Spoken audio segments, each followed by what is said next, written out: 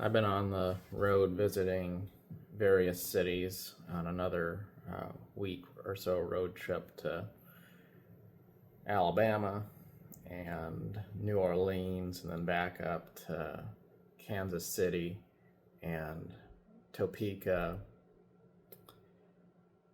Wichita. Be swinging back down through Jackson City and Springfield, Missouri on my way back home. But it's been a really eye-opening kind of a trip, and I haven't been going on these trips really because I exactly am trying to have a lot of fun in every single location because I'm not staying in every town for very long. In many cases, I'll just be there for a few hours and then make my way on.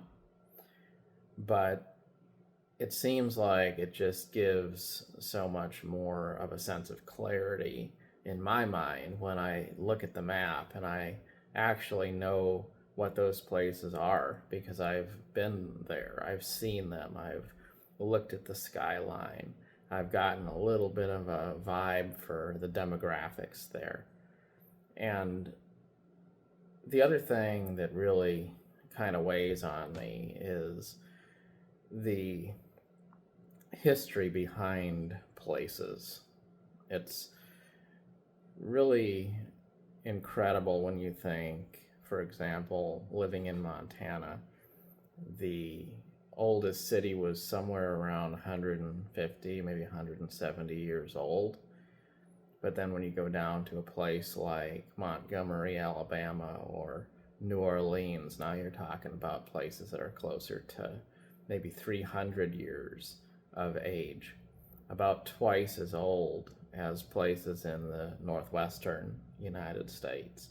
Then, along with that, comes all of those other things that have happened to create the legacy and the story of those places. You've got racism, you've got civil rights issues, you've got the changing of hands when there was Spanish American wars and French American conflicts and the Civil War, of course, and the dichotomy between maybe the way white people in the South have built culture alongside the way black people have created culture in the South.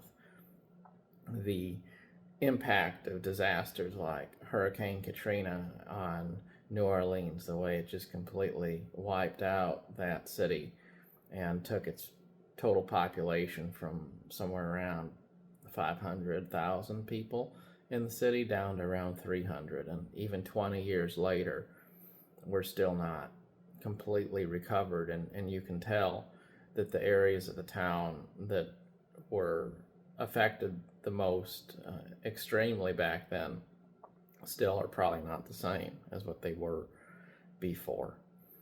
And along with that comes a sense of stewardship that we have an opportunity and an obligation to try to make the world a better place with the jobs we do, or maybe with some kind of volunteering if that's a possibility, or just with a certain degree of respect and knowledge. And I think it's interesting how, if you haven't seen a lot of the places where people are different, then it's easy to kind of just look at them as others, I guess. But when you actually take it in and you consider it, it becomes apparent there's never a time when it's appropriate or fun to make fun of other people or to make jokes about misfortune of others or disasters that people go through, or passive jokes about race or anything like that. And I think probably most of us have been either involved in or adjacent to conversations which kind of make fun of people, or make light of serious things, or just, take jabs. And it's easy when you're in those crowds to feel like that's fun and it's just kind of harmless silliness. But the reality is, to all of the people that have gone through things, it's never enjoyable. or productive to make fun of people for their differences. And I think when you just go through a place, even if it's not staying there for an extremely long time, just seeing people and realizing there's something more to a place than just a name on a map. It's very beneficial, and it creates a perspective that I will take with me back into my daily life. And then, of course, it'll be something that I use as guidance for the future when I think, like, where do I want to go?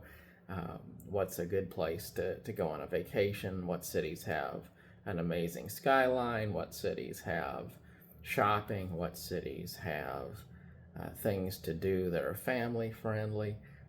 What cities are accessible if you're just looking to be able to drive in by car and not get stuck in a traffic jam? What places are safe, at least feel like they're safe?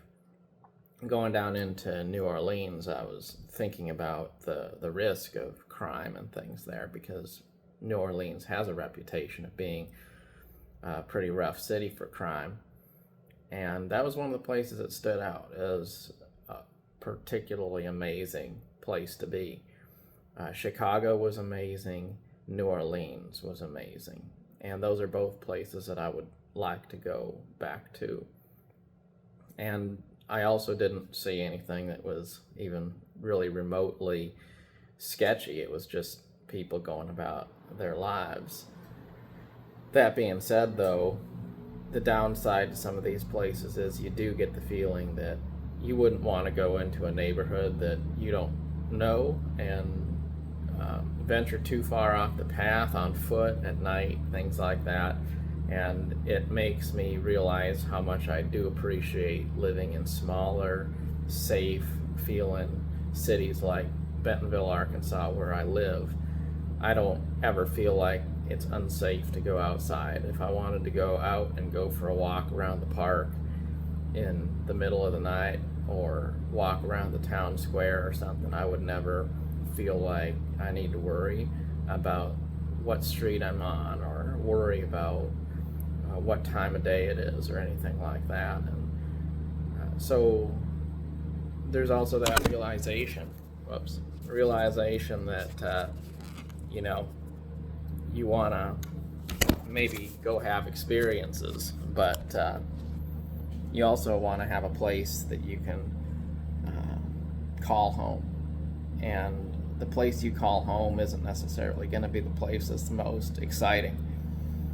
New Orleans has a lot of amazing architecture, a lot of amazing history. Chicago has a lot of incredible sights on the Miracle Mile and on its skyline. But the place where you really are going to look at and say, I think I'd like to live there, is probably going to be the place that's more like Andy Griffith Showtown, where you can sit down and enjoy a day quietly, go get yourself an ice cream and sit on the porch or walk around the square or something. And that puts into perspective that no matter how far you go, home is going to be a special place. And a lot of times we go looking for things, I think. We go looking for things because really what we're seeking is home. We're looking for a place to call home, and home is all about people. Home is all about having connections and having a life that you find meaningful. Not to say it's not nice to hit the road and go see some things that you haven't seen before. In the United States, of course, it does seem like there's a lot of repetition. There's not going to be any place you go where you don't find a Walmart or a fast food restaurant that you recognize. And there's not really anything undiscovered in that particular way. It's really nice because there's standardization, and wherever we go, we can continue to have a consistent experience in any place in the country. That's pretty amazing. And sometimes it does feel like life gets a little bit homogenized. It gets to a point where you do ask the question, why am I going to different places if I'm going to see the exact same thing there? If I'm just going to go fly 2,000 miles so that I can get off the airplane and go to Starbucks, then why didn't I just go to Starbucks in my own town? And of course the geography looks different, and there's different sites and different buildings and things, but life does seem pretty repetitive when you just look at the sites and judge them exclusively on a basis of appearances. But what isn't repetitive, what is different, is the people. People make a difference, and that's really, I think, what it all comes down to. Even though all of us share a fairly similar culture, there's a certain nuanced difference when you go from one town to another, one city to another. And